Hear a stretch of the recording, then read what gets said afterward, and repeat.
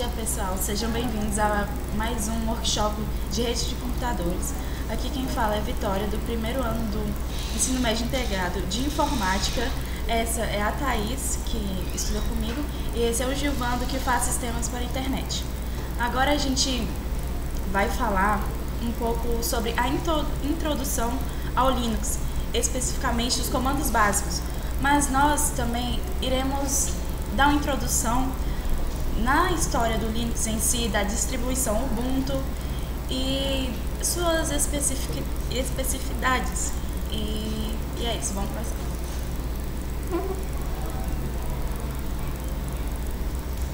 Então, primeiramente, o que é um sistema operacional?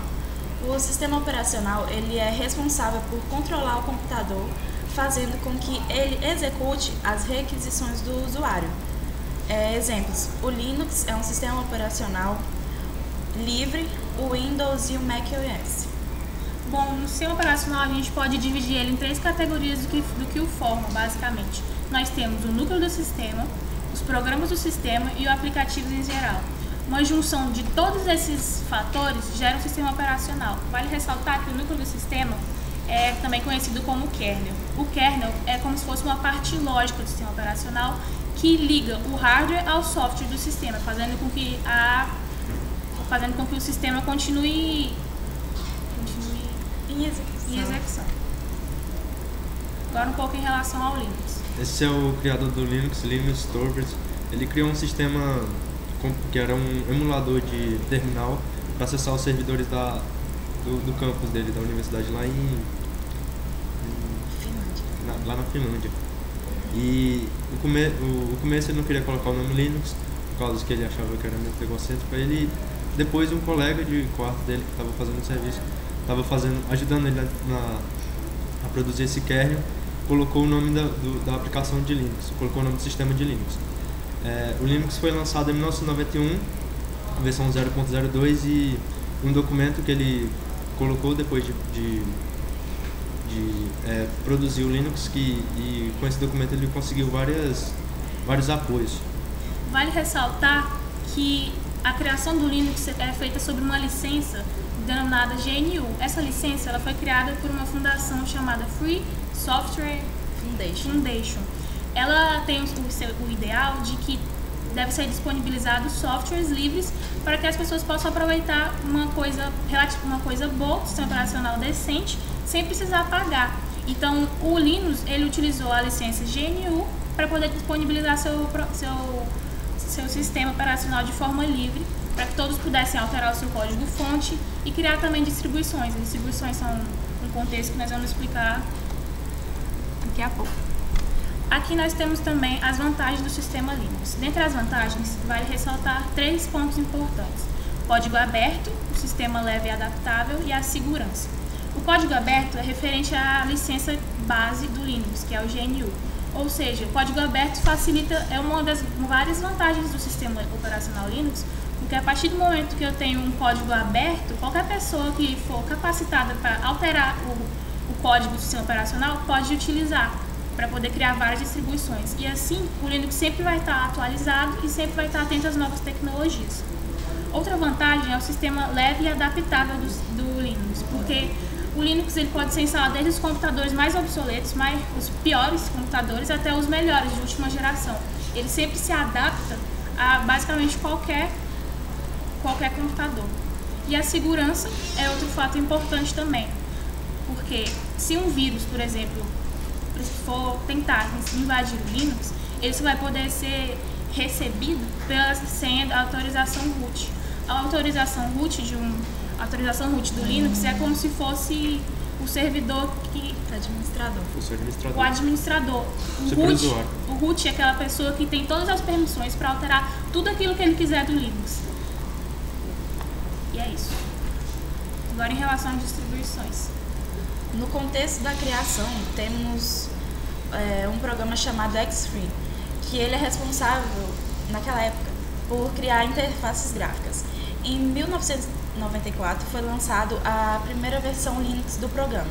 A partir disso foram surgindo outras interfaces criadas com base no Linux, e essas interfaces que elas são diferentes, cada uma com as suas especificações, qualidades e tal, é chamada de distribuição. Mas a gente para para pensar, o que viria a ser uma distribuição do Linux? Como eu disse anteriormente, o Linux é baseado na licença GNU, que é aquela onde o código é aberto. A partir do momento que o código é aberto, qualquer um que tenha capacidade pode alterar. Então, a distribuição Linux nada mais é do que um sistema baseado no kernel do Linux, aquela parte lógica, onde quase sempre vai se usar o GNU, contendo vários programas, navegadores, aplicativos, enfim, tudo aquilo que o seu desenvolvedor quiser inserir no sistema operacional base Linux. Então, isso é basicamente uma distribuição. Nós temos várias distribuições Linux bastante famosas. E algumas delas que nós podemos citar são o Ubuntu, a Slackware, Debian, Conectiva, a SUSE, Fedora, Mandriva e o Linux Mint. Aqui nessa imagem nós destacamos algumas. Aqui, por exemplo, temos a Slackware, aqui nós temos a Fedora e o Debian. Aqui nós vamos utilizar no nosso mini curso, acerca dos comandos básicos que vamos explicar, vai ser a Ubuntu, que é uma distribuição africana. A Vitória vai falar um pouco mais sobre essa distribuição. Essa distribuição ela foi desenvolvida para que ela fosse totalmente livre e compartilhada, para reforçar o motivo da criação de um sistema operacional que satisfaça os usuários e ao mesmo tempo seja livre, podendo alterar seu código, podendo você colocar suas especificações como usuário, você utilizar para obter um melhor desempenho, né? Aproveitar do que esse sistema livre oferece. Vale ressaltar que ela foi criada em 2004 e é africana. Agora chegamos à segunda parte do nosso mini curso, que são os comandos básicos. A Vitória vai falar um pouco mais. Tá. Muitas pessoas utilizam o sistema operacional pelo modo gráfico, que é você pega o mouse e vai lá e escolhe, vou ativar a internet, vou excluir um arquivo, vou colar uma pasta em outro diretório. Mas e se esse modo de utilização gráfica não estiver disponível? O Ubuntu, que é a nossa distribuição que a gente vai falar agora, ele oferece o modo texto, que é a inserção de comandos no terminal, onde você pode resolver vários dos seus problemas, coisas simples, com comandos também que podem te ajudar na resolução de problemas diários. Se eu quiser habilitar uma internet de uma interface, se eu quiser excluir tal coisa, se eu quiser abrir um editor de texto, tudo isso eu posso utilizar a minha linha de comando, o nosso terminal Ubuntu, para realizar essas atividades.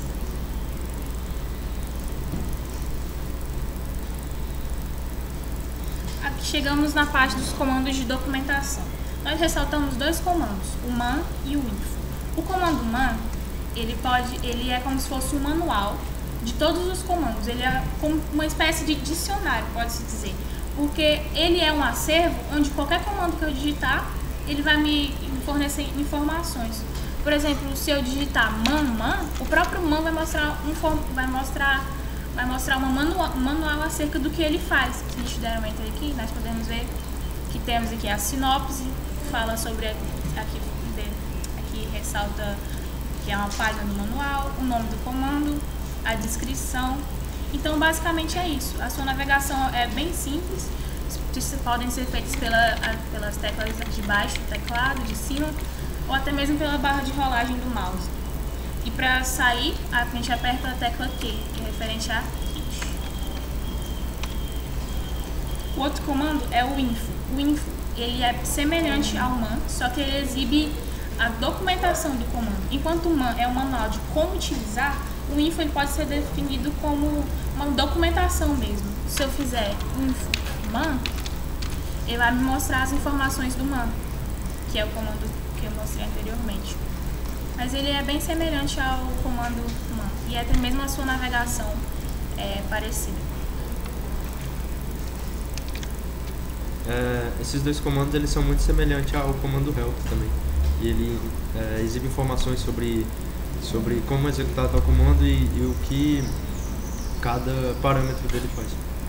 Por exemplo, man Ele mostra os possíveis parâmetros que você pode utilizar para especificações diferentes do que você quer realizar. mesmo uma ajuda, né? Uma tradução. Para qualquer comando. Agora temos os comandos de data e hora. Nós separamos dois que são bem simples, o date e o cal. O date, ele exibe a hora e a data atuais do seu sistema. Ele é bem simples. E outro, vamos agora mostrar um atalho para facilitar. Porque, por exemplo, se eu tiver digitado vários comandos e minha tela ficar cheia, eu posso fazer Ctrl L para limpar a tela.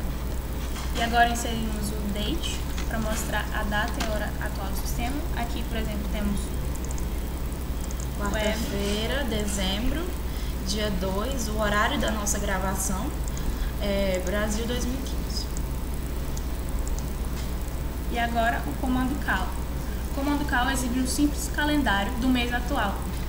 Ele é somente isso, cal, e aqui mostra o mês atual, a data, os dias do mês, a semana e tudo mais. O comando free ele mostra as partes livres do sistema, quantidade de memória livre, e aqui, como você pode ver, está as informações, que é em mega, né? Bytes. Acho que é em bytes. Informações em bytes. Para você ver essas informações em megabytes, você pode colocar free -m. O -m, ele é um parâmetro. Os parâmetros, eles são partes específicas de um comando, pode dizer basicamente. Porque enquanto um comando pode ter vários parâmetros. Agora, um parâmetro, ele faz uma função específica daquele comando. Por exemplo, o free, sozinho, ele mostra a memória livre usada no sistema em bytes. Agora, se eu utilizar o parâmetro específico -m, ele vai mostrar em megabytes. Então, os parâmetros são partes específicas de comando, só para ressaltar. E o comando do ele mostra o tamanho de arquivos e diretórios. Tem isso aqui. Em bytes. Em bytes. Informação de todos os arquivos, né? Todos.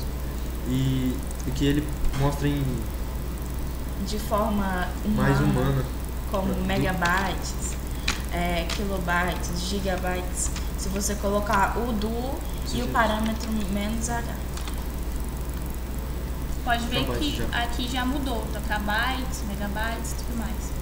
E também vale ressaltar que o comando do ele pode ser utilizado com asterisco, porque o do sozinho ele mostra os arquivos. A partir do momento que eu digitar asterisco, ele mostra os arquivos dos diretórios. Então é basicamente isso. Alguns comandos que a gente vai falar aqui, ele precisa de informação de permissão de sudo, e para você acessar esse sudo, você precisa colocar sudo e a sua senha. O sudo é como se fosse um passaporte para aquilo que eu disse anteriormente, o root. Porque enquanto o root tem todas as permissões do sistema, o sudo é o meio de se acessar o modo root, para ter todas as permissões possíveis. E quando você tem no sudo, ele vai te pedir uma senha, né, que ela já vem no computador, ou você mesmo pode determinar.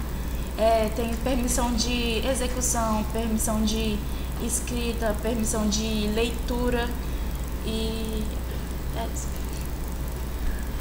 O sudo ele não é muito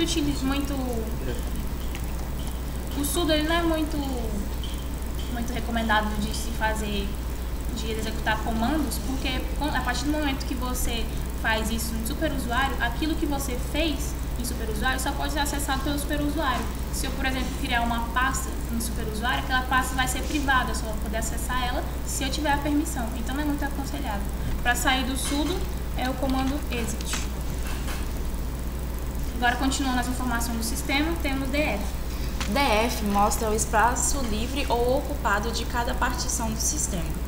Então, se você digita df, vai mostrar os arquivos do sistema, os blocos, a memória utilizada, a memória que ainda está disponível, a porcentagem de uso e ali as pastas, né?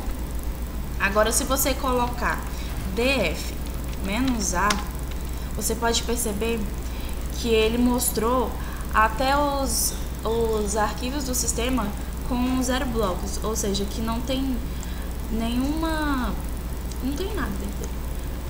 Porque anteriormente ela digitou só o df. O df é bem simples e resumido. A partir do momento que eu utilizo o parâmetro "-a", Se torna mais ele específico. se torna mais específico e inclui também aqueles que não tinham sido listados anteriormente por possuir 0. Outro parâmetro.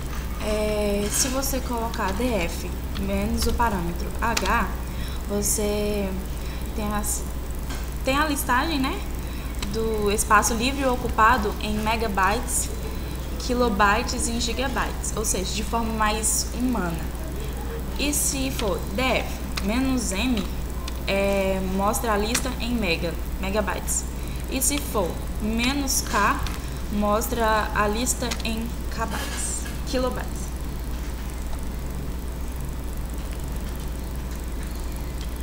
Agora a gente vai mostrar o comando ps, que ele apresenta um quadro atual do sistema, de forma estática, de processos que estão sendo executados ou os que já foram também. Agora eu vou... Tem esse parâmetro ali, ps, esse está sendo os processos, né? O processo bash e o comando que eu acabei de digitar. Então, o PS é uma forma simplificada, mas porém estática, dos processos que estão sendo executados no sistema. Aqui ele ressaltou 2. E se eu colocar ps ao x, apareceram todos os processos do workshop, do root, são todos os processos sendo executados em tempo real aqui no nosso sistema. Ele é bem mais detalhado que o PS também, e uma parte importante dele é que ele mostra o PID de cada processo. Que seria o identificador de cada processo. O PID é esse número aqui, e ele é referente ele é como se fosse uma identidade de um processo. Cada processo tem o seu PID próprio, que é o que identifica ele. E nesse PS ao X mostra também quem está realizando a ação. Se é o root, se é o usuário comum. Então, se está aberto o Gedit. Agora temos o kill. O kill, uma tradução literal, mata os processos. A gente sabe que o PS ao X, ele mostra os processos executados, mas ele também mostra o PID. A partir do momento que eu tenho o PID de um processo, eu sou capaz de matar esse processo. Então, por exemplo, se a gente abrir um editor de texto como o Gedit, aqui, um processo vai ser iniciado. Até porque se eu fizer PSWX, vai aparecer aqui que o Gedit foi aberto. Então, esse processo está em execução. Para que você possa matar os processos, tem vários parâmetros. E para a gente poder encerrar esse processo do Gedit, eu vou colocar o kill-9 e o PID do Gedit, que no caso aqui é... Cadê? É esse aqui mesmo? 23.634. Para eu colar ele, eu posso dar um Ctrl+Shift+C, venho aqui e dou um Ctrl+Shift+V. Aí, como vocês podem ver, o Gedit foi encerrado, ou seja, a sua execução foi morta. Mas se eu quiser somente finalizar o processo pelo nome, não eu ter que ir lá pegar o identificador do processo, eu posso utilizar o comando QUAL, que finaliza esse processo sem ter que utilizar o ID dele. Então, vou abrir aqui de novo.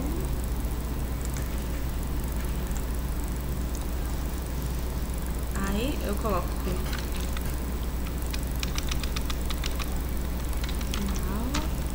Gedit e ele assim foi encerrado. Para refrisar aqui, tem vários comandos no Linux que eles podem ser executados pelo terminal, não pela interface. Nós podemos mostrar que o Gedit não necessariamente precisa ser aberto pela interface, como a gente fez para exemplificar. Ele pode ser aberto também pelo terminal, apenas com o comando Gedit.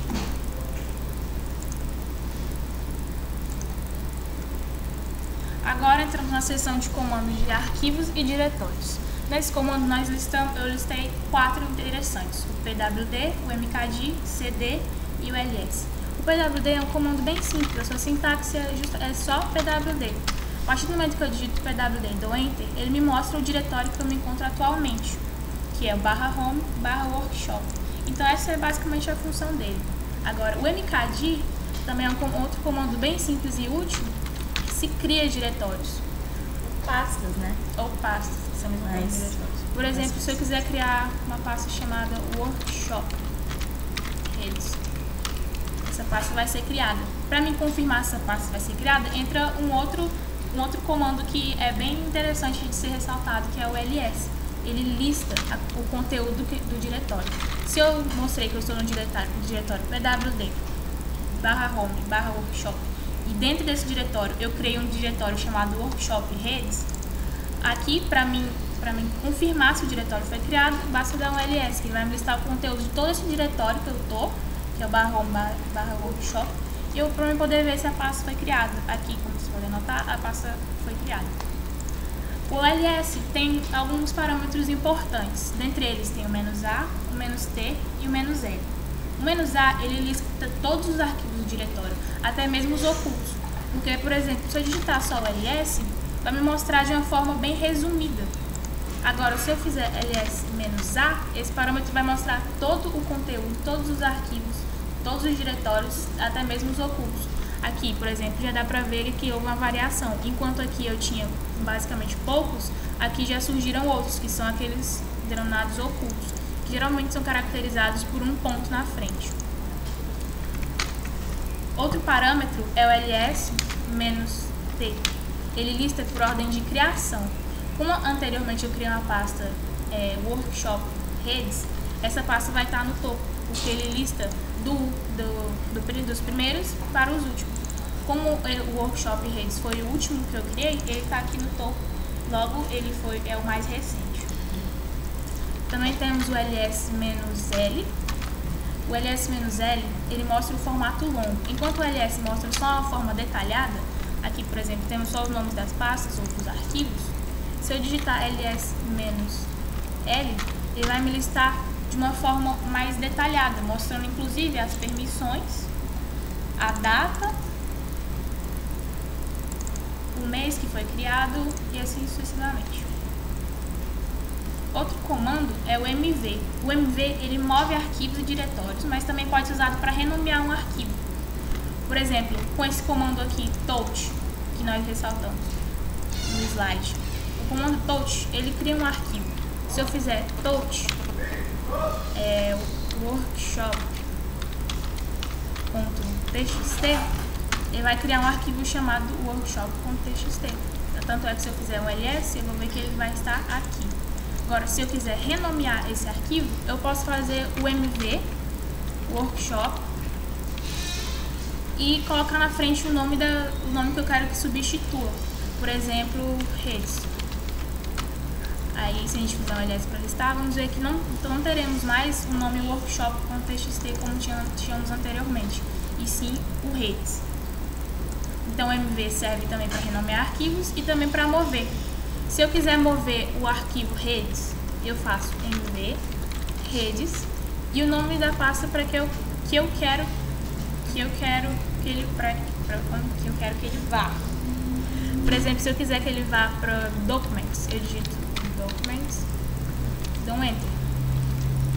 Se eu notar aqui, redes não vai mais estar aqui, mas em compensação, se eu me mover para o diretório documents, ele vai estar lá.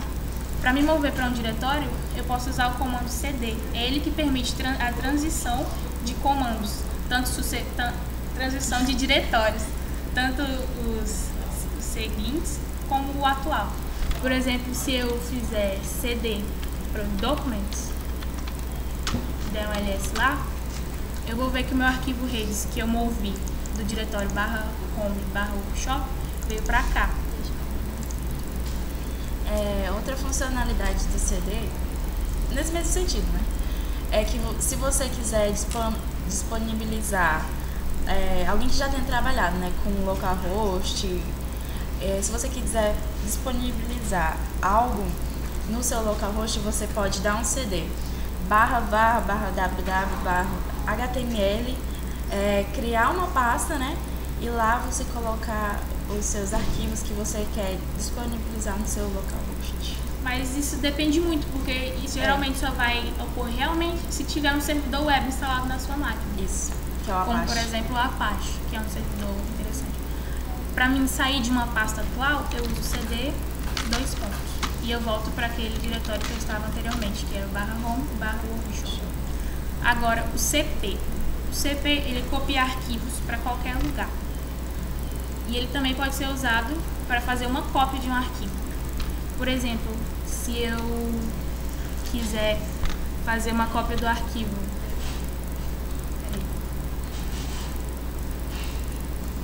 se eu quiser criar um arquivo touch, arquivo txt, o arquivo vai ser criado. Agora, se eu quiser fazer uma cópia desse arquivo, eu faço cp, o nome do arquivo, e o nome do arquivo, o novo arquivo que eu quero que seja, o nome do arquivo que eu quero que a cópia seja feita.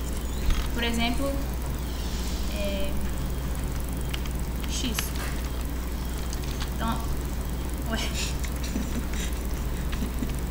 É porque tu digitou com letra maiúscula.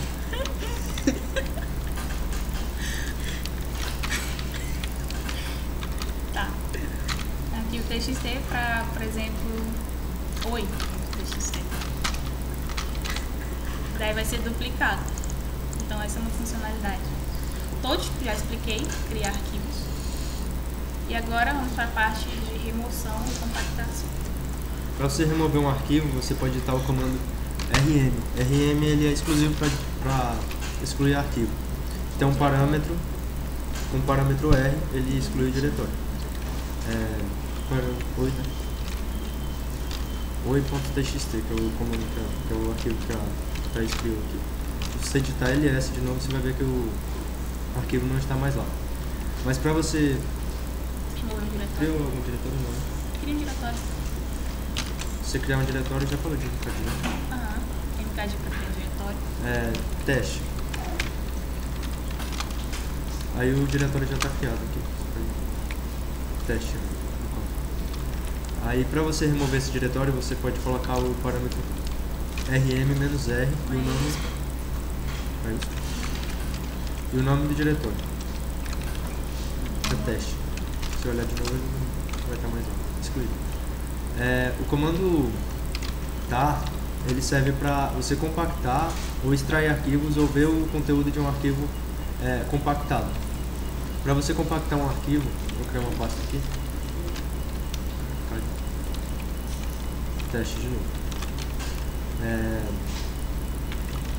Janela. Você não entrou. Certo.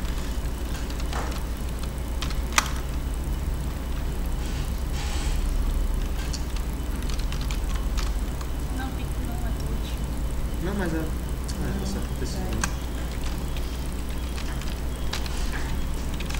Com o auxílio do comando touch, ele vai criar um arquivo para colocar na pasta para poder simular a compactação, como exemplo. Texto e text. Texto. São dois comandos. Os dois arquivos já estão criados aí dentro. E para compactar você precisa digitar tar -tvf cvf e o nome da pasta, né? É o nome do arquivo que você quer compactar. Aqui, por exemplo, tar-cvf compacta uma pasta e seus arquivos. Ele criou a pasta teste e dentro da pasta teste, com o auxílio do touch, ele criou dois arquivos, o text e o texto.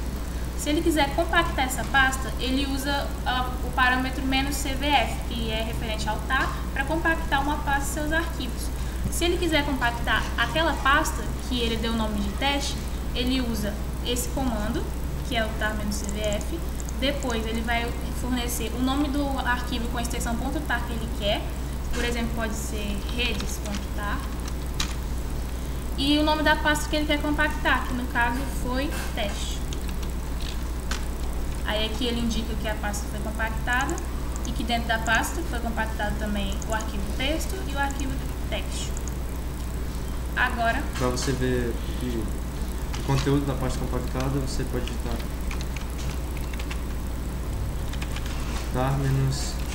-tvf, o nome da pasta que é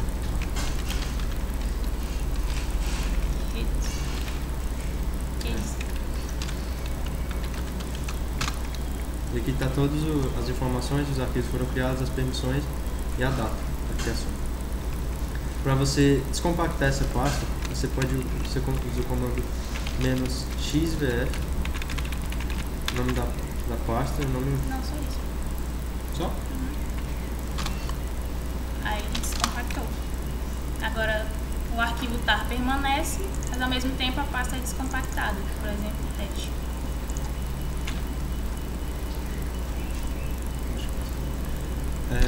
Os comandos...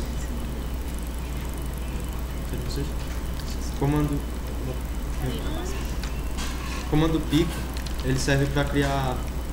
É um diretório. Para criar um arquivo de texto. É um editor de texto que você pode escrever qualquer coisa aqui. Ele serve para qualquer tipo de documento, HTML, TXT, C. Para você salvar, você clica Ctrl O e digita o nome do arquivo que você quer que seja chamado.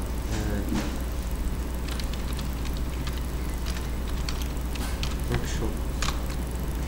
Para você sair, você aperta o Ctrl X, vai ver o arquivo já está criado. E a navegação dele é bem simples, até porque se a gente clicar em só pico, ele vai abrir um documento em branco. Você pode transformar ele em qualquer extensão que você quiser, e aqui tem algumas informações de navegação. Por exemplo, Ctrl G para ajuda, Ctrl X para sair, Ctrl O para salvar o arquivo, como o Osvaldo já explicou. E esses são alguns exemplos da navegação. O Ctrl W também serve para achar qualquer texto que tiver dentro do arquivo, qualquer palavra. Para sair, Ctrl X. O Nano, ele é bem semelhante ao Pico, e ele é considerado um clone, só que o Pico, ele é bem mais antigo que o Nano. É o mesmo tipo de parâmetro, mesma interface, também a mesma navegação. O Nano, por padrão, no Ubuntu, que é a distribuição que nós estamos usando, ele já vem instalado, mas porém nem todas as distribuições vêm com o Nano para instalar. É só para ressalvar. É o mesmo uso do Pico, então não vou fazer não vou salvar. Texto. Comandos para texto. Nós temos o pipe, o cat, o less. O pipe não é bem um comando, ele serve para fazer tipo uma ligação entre vários comandos, porque o pipe em si ele faz comunicação entre processos. Então ele não é exatamente um comando, mas ele só serve para fazer a comunicação entre vários comandos. Por exemplo, se eu quiser filtrar uma coisa específica e precisar de vários comandos, para mim poder não precisar ficar fazendo todos várias vezes, eu posso interligar utilizando o pipe. O cat, ele exibe o conteúdo de um arquivo na tela do terminal. Por exemplo, se eu criar um arquivo com o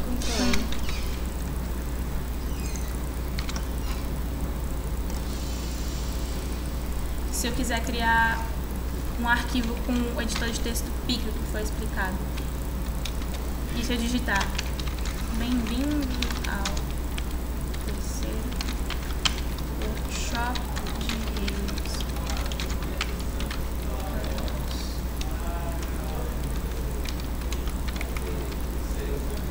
salvar o arquivo, digitar um nome, l.txt, por exemplo.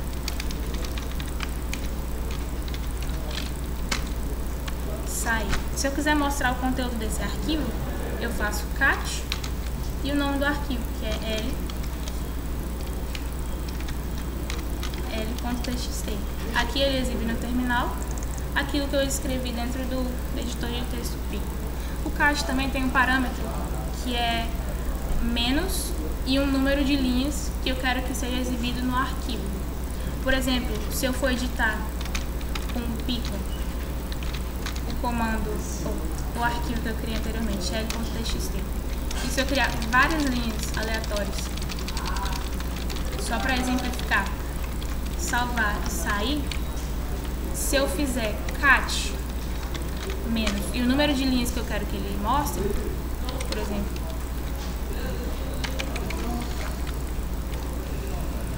menos uma, ele vai mostrar, TXT. Probleminhas técnicos. Ah, TXT aqui no final. ah, verdade, cat menos o número de linhas que eu quero que mostre, e o nome do arquivo, que é L. Devolver. Deixa eu ver esse nome mesmo.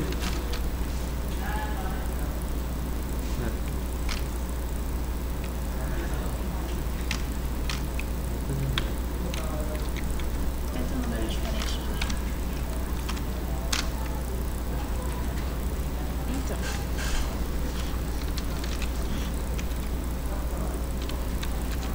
Utiliza outro exemplo. Ué, mas aqui tá falando menos n number. Ah, já sei. Mais uma utilização do réu, ok? Né? Pra quando estiver no meio do Cat perrengue. menos n. O nome de linha, número de linhas, 4. Por exemplo, 4. E o nome do arquivo, L.x. Agora ele vai mostrou. Não é 4 mil. Bom, o less faz a paginação de saídas muito extensas, exibindo uma tela por vez.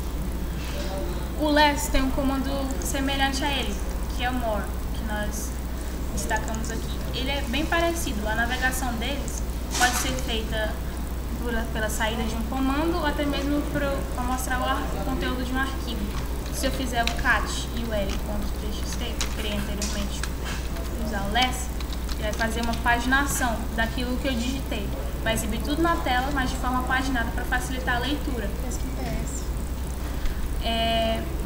Outro exemplo, Ctrl C para cancelar. Ok, gente. Ok. Aqui pra sair. Por exemplo, PSAUX, foi explicado. Se eu fizer um less, ele vai mostrar a paginação da saída do arquivo PSAUX, que é bem extenso a saída, então ele, para facilitar, eu utilizo o less. A navegação é simples, eu utilizo o Enter para avançar uma linha, eu posso usar o Paging Down para avançar em páginas e o Paging Up para também avançar. Voltar. E o Kit para sair. A mesma coisa pode ser feita com More. A única diferença é que aqui aparece a especificação do More. Mas a paginação é feita do mesmo jeito, Enter para uma linha, Page Up para páginas e Page Down para abaixar. Então troquei e Q para sair. Os redirecionadores de entrada e saída. Os redirecionadores, eles definem qual é a entrada e a saída de um comando. Aqui nessa tabela, nós destacamos que o maior redireciona a saída, 2 maiores redireciona para o fim do arquivo e o menor redireciona para a entrada. Esses são os mais importantes que nós vamos destacar. Que, por exemplo, se eu criar um arquivo com o pico chamado aula.txt e nele eu digitar também novamente coisas aleatórias, e eu salvo e saio. Ao mesmo tempo, eu crio outro arquivo chamado aula2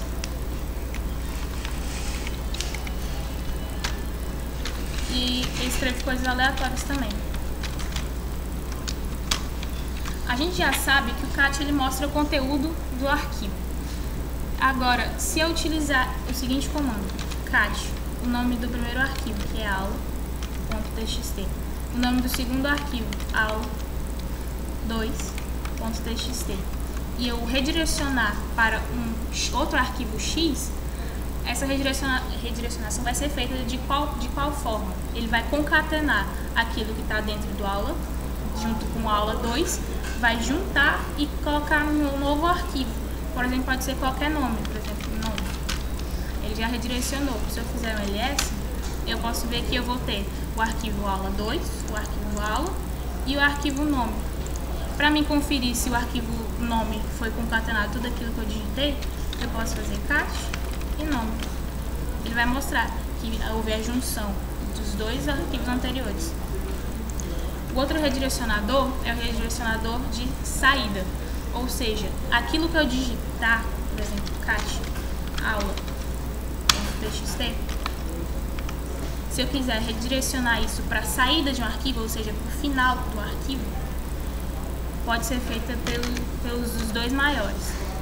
Por exemplo, o aula.txt, ele é pequeno. Nós concatenamos ele no arquivo chamado nome. Se eu quiser colocar aquilo que está dentro do aula no arquivo nome, basta fazer isso. Se nós fizermos pick nome, a gente pode ver que já vai estar tudo junto aqui. Ele juntou absolutamente tudo no final do arquivo.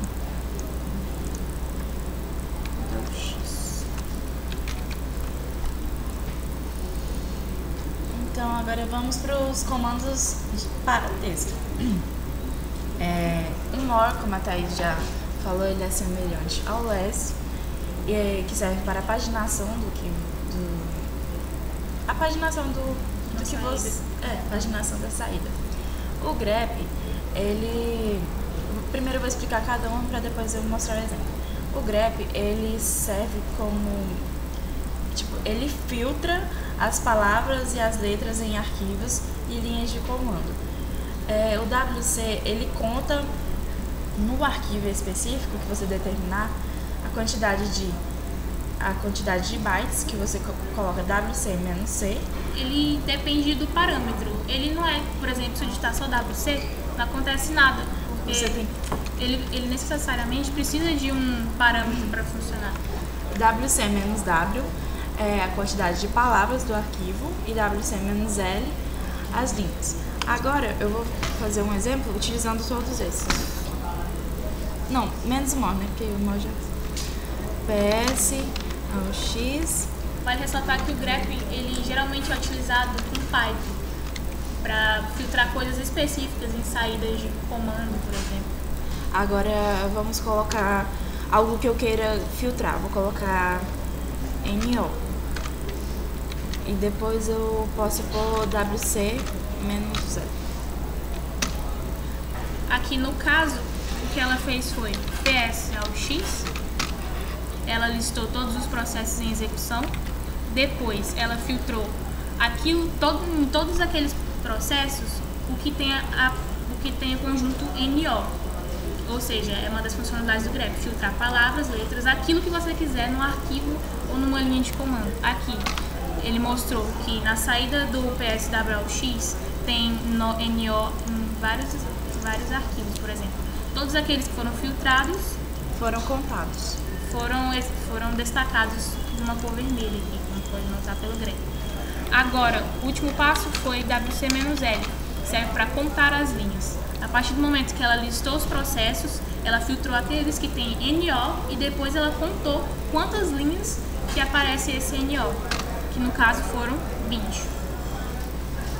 Então é basicamente isso. Agora, se quisesse contar a quantidade de palavras, WC-dado. Aí contaria e diria que tem 257 palavras com a string, com o conjunto NO. E os bytes, por sua vez, WC-C. Tem 2.398 bytes, como vocês podem observar. Agora, continuando com os comandos de texto, agora tem o tail. O tail, ele mostra as últimas linhas de um arquivo. Por padrão, ele mostra as 10 últimas linhas. Se eu criar um arquivo com pico, chamado SS, por exemplo, .html, e se eu digitar várias linhas, coisas aleatórias, salvar, sair, o tail vai mostrar por padrão apenas as 10 últimas. Tanto é que para confirmar, a gente pode usar o WC-L, que conta a quantidade de linhas. E aqui temos que é 10, para comprovar que são 10 últimas linhas por padrão.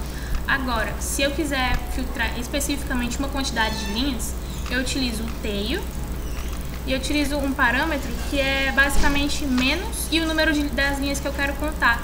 Por exemplo, se eu quiser contar 5 linhas, aí eu faço wc menos tail menos 5 sss.html, vai mostrar apenas 5 linhas específicas. Tanto é que se eu fizer o wc menos l, ele vai me dizer que são 5.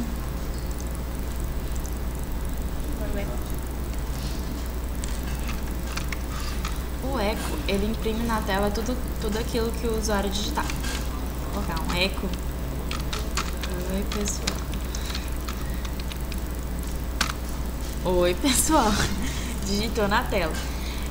A função dele é basicamente isso, imprimir aquilo que está a seguir dele. Ou seja, tudo aquilo que eu digitar depois do eco vai ser impresso na tela. E ele é muito utilizado também em estruturas de repetição, quando você quer, tipo, quer que imprima na tela um aviso ao usuário. Ah, e o clear também, né? Ele faz PS pra ele. Tá. O clear, ele limpa na tela e ele equivale ao Ctrl L. Quando, por exemplo, nós digitamos vários comandos e a saída desse comando é muito grande e fica meio que trabalhoso se digitar no terminal, fica, como posso dizer, voltado. Então, o clear serve para limpar a tela e deixar normal. Ele equivale também ao comando Ctrl L, que nós já falamos no início. Cut. O cut, ele é utilizado para mostrar ou cortar seções específicas de um arquivo ou da saída de outros comandos. E um exemplo de cut eu posso usar PS. Vamos pro PS de novo.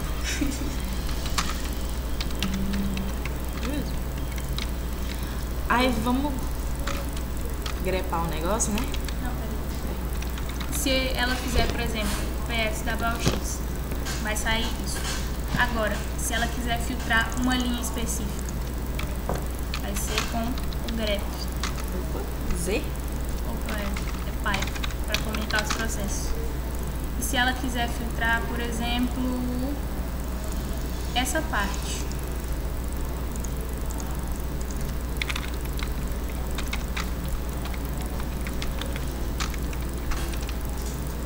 Ele listou vários. Pra cortar. Aí a gente vai utilizar o cut. Vai dar errado. Acho que tá muito. Peraí, já sei. Outra forma de exemplificar. Cat aula.txt mostra. Agora, se eu quiser cortar uma linha específica, utilizo o cut, porque é isso que ele faz. Ele corta aquilo que eu necessito. 20 a 40? É cut. Cut. O menos C, porque ele define qual O número de caracteres. número de caracteres. 10 aqui? Pode ser a coluna de 1 até 5, por exemplo. E sempre que você for determinar de onde até onde você vai cortar, você coloca o menos, né? Tipo de 1 a 5.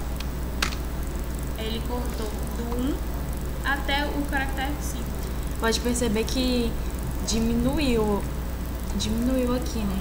Ó, é esse aqui em relação ao que foi utilizado o cut. Outro parâmetro é o menos B, para contar a quantidade de bytes. Tira esse negócio aqui.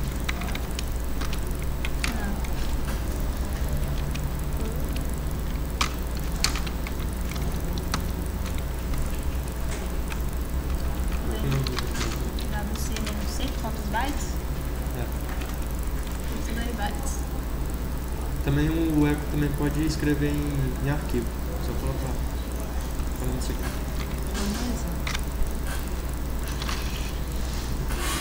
Agora vamos para os comandos para monitoramento de acesso. O W ele mostra todos os usuários que estão logados. que, por exemplo, aqui é o workshop, usuários que estão aqui. O W menos o nome do usuário. Que Não precisa de aspas. Precisa?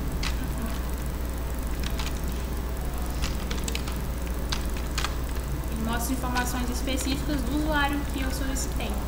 Ele é útil para aqueles que têm vários usuários no sistema. Aqui, como no caso, nós só temos 2, como apareceu. Então, ele mostrou os 2 referentes ao workshop. O Who tem quase a mesma funcionalidade do W. O Who menos M, nome do usuário. Está conectado às informações, como data, hora, dia. E Who menos Q, ele mostra a quantidade de usuários conectados, que são 2. Também mostra o nome dos usuários. Os 2. E Who M é a mesma funcionalidade de Who menos M. O nome do usuário? Não. Só que ele é de forma mais simplificada. Ele é um dos mais simples dentre esses que nós listamos. Enquanto o W, ele mostra, várias informações, o Who ele mostra um pouco menos, mais simplificado, e o AMI mostra o mais básico possível, e é semelhante ao uso do Who menos M. O Last ele mostra a data, a hora e informações de quando o usuário conectou e quando ele saiu. E o Last Reboot é um registro mostra quando o sistema foi sendo reinicializado pelo usuário. Uptime e History. O Uptime ele é um comando muito simples, sua sintaxe é só Uptime. E ele mostra a hora atual e a quantidade de tempo que o sistema está ligado. Aqui no caso nós temos que está ligado a 17 minutos, tem 2 usuários e o horário atual. Agora o History, ele mostra uma lista de todos os comandos que já foram digitados. Aqui, como nós podemos ver, foram digitados 102 comandos. É como se fosse um histórico na tradução.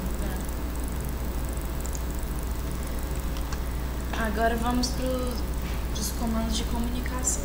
O ifconfig ele é utilizado para atribuir endereço a uma interface, ou ele é utilizado para configuração de interface. Simplesmente isso, configuração de interface. Ele também pode ser usado se o usuário tiver a senha de root para alterar o IP, alterar as máscaras de rede e basicamente é isso. Aqui no caso o ifconfig ele mostra uma lista com todas as interfaces, que nós temos a ITH0, a LO0 ou LO, temos a VBoxNet 0 e a WLAN 0. Tem endereço IP, a gente pode perceber.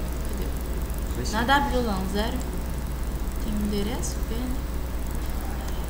O broadcast 92.169.40.255 e a máscara podendo ser configurados, né? Agora se você colocar ifconfig -a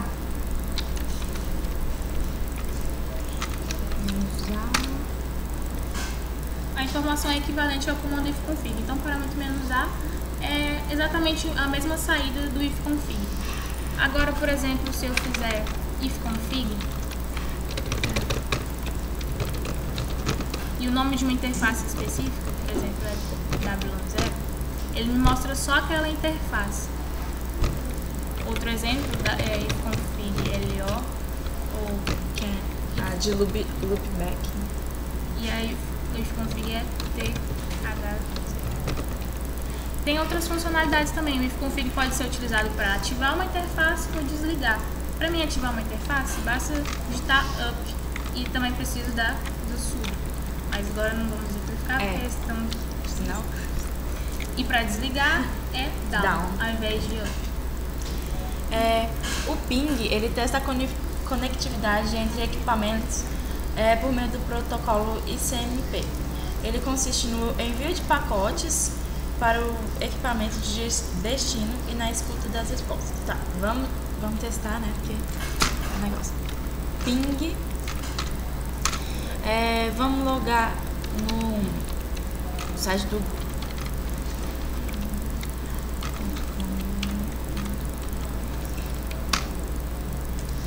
aqui você pode ver que os bytes, né? A data, o protocolo ICMP que está agindo aqui, né? Para cancelar, basta fazer Ctrl+C. Aí aqui nas informações ele mostra os pacotes transmitidos, recebidos, quantos pacotes foram perdidos e o tempo. Ele pode ser feito para qualquer site ou até mesmo para endereços IP. Tem também um parâmetro dele que é o "-i". Para que mesmo? A quantidade de pacotes. O ping-i, você pode definir o tempo em que os pacotes vão sendo enviados, né?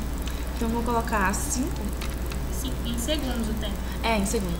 5, eu vou pôr o mesmo endereço.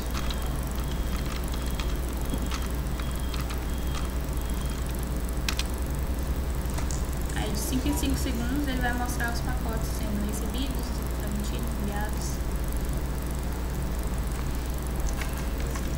Da mesma forma, 3 pacotes transmitidos, 3 recebidos, nenhum perdido e o tempo de 10.000, 4.000 segundos. Vamos ver o Netstat. O Netstat, ele mostra as informações sobre as conexões de rede, as tabelas de roteamento estáticas e a utilização da interface da rede. Não, Ctrl+R, né? Netstat.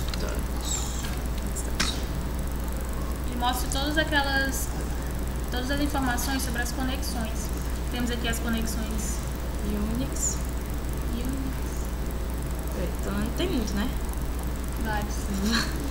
Tanto é que Vamos para facilitar, a gente pode fazer um OR para a gente ver de forma paginada, se o usuário quiser filtrar alguma coisa específica. E se você, por exemplo, quiser filtrar todas as interfaces que estão conectadas, você pode pôr netstat grep connected, mas você pode pôr só CUO, que já é grep. E vamos contar wc menos a quantidade de Quantidade de informações conectadas. Que são 571. Fazendo de uma forma para facilitar o entendimento, aqui, primeiro listou todas as informações das conexões de rede, a seguir, com o auxílio do pipe para comunicar os processos, ela filtrou apenas aquilo que estava conectado, ou seja, como essa string,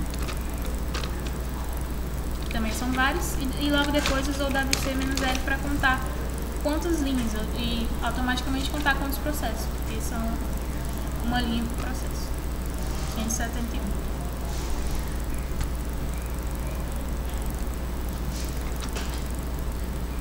Comando apt-get, instalação e atualização de pacotes, tanto programas como aplicativos e bibliotecas no Linux de maneira fácil e precisa. O apt-get geralmente precisa da senha de sudo, do superusuário, para ser utilizado.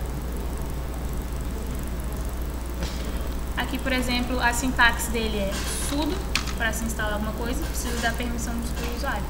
apt-get install e o nome daquele programa que eu quero instalar. Se, por exemplo, eu quiser instalar um programa... Acho que é o OpenSSH. Um programa chamado Open SSH Server, ele vai instalar. Vai pedir a senha de sudo, Que não aparece por questão de seguranças, né?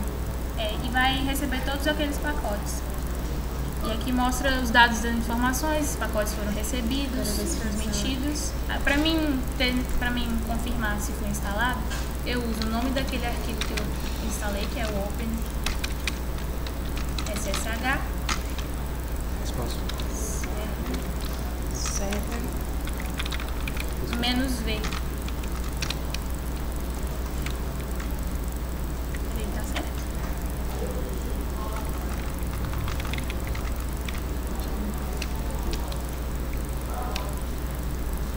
até mesmo para mim poder conferir se um programa foi instalado, eu posso utilizar, por exemplo, outro programa. Aqui temos que o Apache está instalado, com as informações, distribuições E o dia, né? mais. Para mim desinstalar o programa que eu acabei de instalar, eu utilizo, ao invés de install, remove. Aí ele vai remover, ele vai perguntar se eu quero continuar com a remoção. Yes, para sim. Então, portanto, está removido. Agora vamos para a resolução de problemas para exemplificação. Quem quiser testar e estiver assistindo nossa aula e quiser testar para ver se aprendeu, pode fazer. Primeira atividade. Imprima na tela a quantidade de conexões estabelecidas. Como a gente aprendeu, netstat é o comando para a gente ver as... Netstat é o comando que a gente vê as conexões. -A é o parâmetro para que eu veja todas as conexões. Add all, em inglês. grep. Agora, se ela quiser filtrar apenas a quantidade de conexões que estão conectadas, ela utiliza a string CO, por exemplo, para filtrar aquilo tudo. Já ficou em vermelho as que tem o conectado. Agora vamos contar que é o que o exercício está propondo, que é WC-L, que são as linhas referente também à quantidade, que são 572 linhas de conexões. 71. O outro exercício. Imprima na tela a quantidade de memória disponível na primeira linha do disco. Nós vemos que o DF mostra a quantidade de linhas. Aqui nós temos várias repartições. Aqui o exercício propôs a primeira linha. No caso é essa, DEV-SDB1. Se eu quiser filtrar apenas aquela, eu utilizo o grep e eu utilizo a sintaxe SDB1. No caso, filtrou agora. O próximo passo é imprimir a quantidade de memória disponível.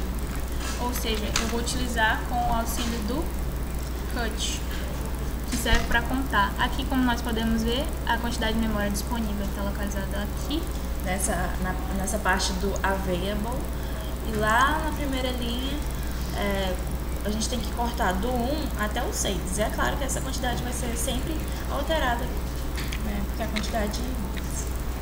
Sim, agora para mim cortar eu faço cut "-c", para delimitar o espaçamento de caracteres. Por exemplo, se eu escolher 20 até 25, ele me forneceu o início. Agora, se eu quiser fazer mais, para mim ter mais certeza, porque aqui eu vi que tem mais números, eu posso testar com 28, por exemplo.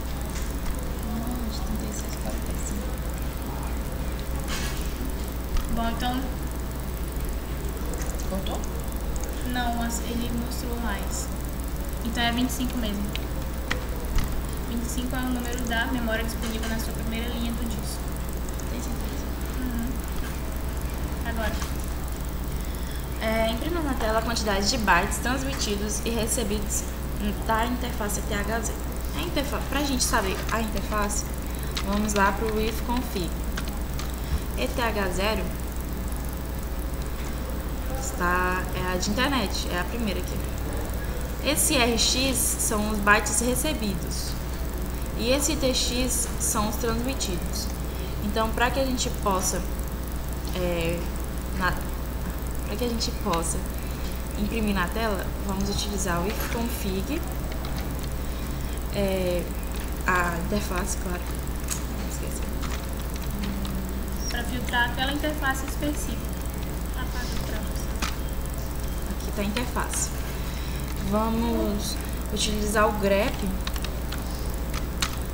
E a única coisa que não tem nas outras linhas, que tem somente nessa, são os bytes. Então eu vou filtrar os bytes. Ok. Já peguei a linha específica. Agora, para cortar, eu vou fazer um de cada vez. Eu vou utilizar o cut, é um comando muito utilizado, e vou especificar só a quantidade dos recebidos e depois só a dos transmitidos.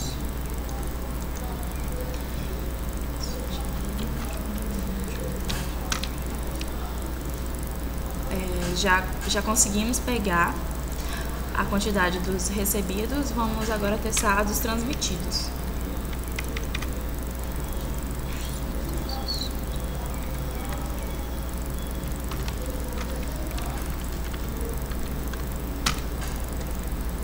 Já pegou exatamente a quantidade aqui. E é claro que ela vai alterando. A próxima. Imprima na tela a quantidade de todos os processos dos últimos usuários como root. A gente sabe que para processo a gente tem o PS e o PSLX. O PSLX é o mais completo, então vamos optar por ele. Aqui no caso ele me mostrou todos os usuários, só que o exercício está nos propondo só como root. Então, para a gente filtrar apenas os roots, podemos usar o auxílio do pipe para comunicar os processos, grep e root. Agora ele filtrou apenas aqueles que têm root. Dando continuidade, eu quero a quantidade de todos os processos. Eu já filtrei quais são os processos com root. Agora, para mim imprimir a quantidade, eu posso fazer o WC-R. No caso, se eu quisesse, por esse tipo de exercício, estivesse propondo, por exemplo, a quantidade de bytes, seria -C. E a quantidade de palavras, -W. Próximo. Faça um ping para o site do Google que repita as conexões de 10 em 10 segundos. A gente vai utilizar o Ctrl L, né? Então, ping. E para determinar o tempo, que são 10 segundos, eu vou colocar ping -I, como já foi falado anteriormente. Ping -I, os segundos, os 10 segundos, né? E o site.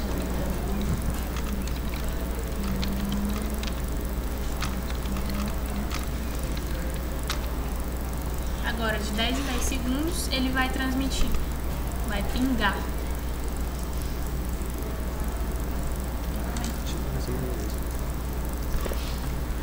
Lembrando que eu posso fazer com qualquer especificação, qualquer tipo de tempo, desde que seja em segundos. Por exemplo, se eu fizer 2 segundos para outro site, como YouTube. Você pode colocar o IP também, para pingar no IP. De 2 em 2 segundos vai me mostrar as transições. Ctrl C para cancelar. Agora, filtre a linha correspondente à rede WLAN 0, de modo que apareça apenas o endereço de AP. A gente sabe que para a gente determinar uma rede, as interfaces da rede é o ifconfig.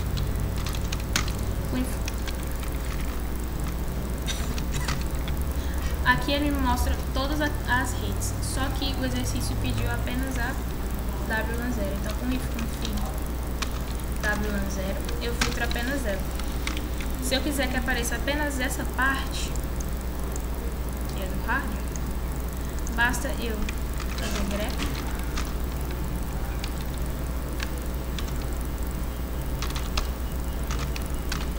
e ele vai filtrar a linha específica.